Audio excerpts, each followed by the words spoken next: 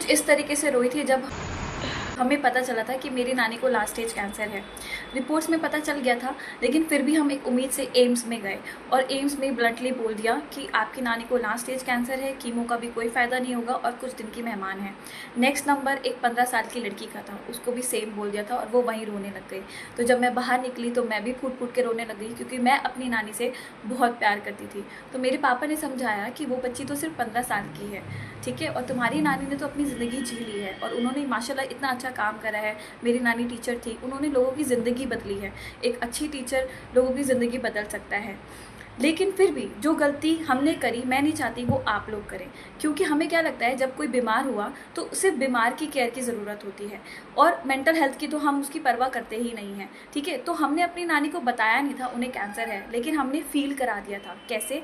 क्योंकि Saudi Arabia से भी लोग मिलने आ रहे हैं, आगरा से मिलने आ रहे हैं, मुंबई से आ रहे हैं और उनके सामने रोने लग जा रहे हैं, ठीक है। तो इसीलिए सिर्फ काउंसलिंग पेशेंट की नहीं बल्कि फैमिली मेम्बर्स की भी ज़रूरी होती है, ठीक है। तो रोल उस टाइम पे मैं ओटी नहीं थी, तो मैं आपको बताऊंगी रोल ऑफ ओटी क्या होता है इन ऑन्कोलॉजी। क्योंकि जैसे मेरी नानी को लास्ट स्टेज कैंसर था, उसमें भी ओटी का रोल होता है। वो पेशेंट बेड मोबिलिटी धीरे धीरे रिग्रेशन होने लग जाता है, उनका डेथ का जो है वो करीब आने लग जाता है। तो उस टाइम पे हम क्या कर सकते हैं, उनकी लाइफ को कैसे बेटर बना सकते हैं, ठीक है। और जैसे कुछ कुछ बच्चों को अर्ली डायग्नोस हो जाता है, अब बच्चों के टाइम पे हम क्या करें, कैसे उन्हें मेंटल सपोर्ट करें, उनकी फैमिली को मेंटल सपोर्ट करें और कौन कौन सी एक्टिविटीज़ कराएं, ठीक है। और किसी किसी कपल को पता चल जाता है कि उनमें कैंसर है, ठीक है। और फिर कभी कभी क्या होता है, बहुत सारे कपल्स अंडरस्टैंडिंग होते हैं। अब जैसे उनको इंटीमेट होने का दिल कर रहा है, तो वो कौन सा पीरियड है, कीमो के टाइम पे भी इंटीमेट हो सकते हैं, क्योंकि जब कीमो के टाइम पे ना बॉडी में बहुत ज़्यादा रिएक्शन हो रहे होते हैं और क्या नाम है, बाल गिर रहे होते हैं, मसल्स कॉन्ट्रैक्ट हो रही होती है, रिलैक्स हो रही होती है। तो वो कौन सा टाइम है जिसमें हम इंटीमेट हो रहे होंगे। लेकिन अब बहुत सारे लोग बोलेंगे कि क्या पागल है, मतलब उस टाइम पे बीमार होने पे भी तुम्हें ये सब सूझ रहा है। तो ये कोई गलत बात नहीं है, it's a part of life.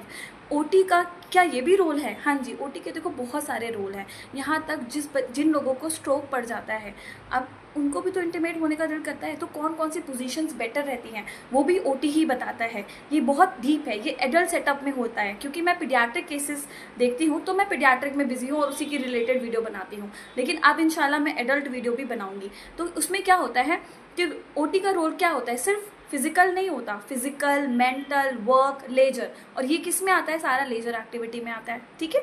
तो इसी वजह से उनका मैं रोल बताऊंगी। और अगर आपको ये टॉपिक में जानना है तो बने रहना वीडियो में, क्योंकि मैं एक एक करके बताऊंगी, क्योंकि इन सारी स्टेजेस का रोल अलग होता है, रोल ऑफ ओटी अलग होता है, ठीक है। क्योंकि लास्ट स्टेज कैंसर है तो उनके लिए हमें अलग सपोर्ट करनी पड़ेगी, बच्चे को है उसके लिए अलग, और अगर किसी कपल को है तो उसके लिए अलग, ठीक है। थैंक यू सो मच, बने रहना वीडियो में।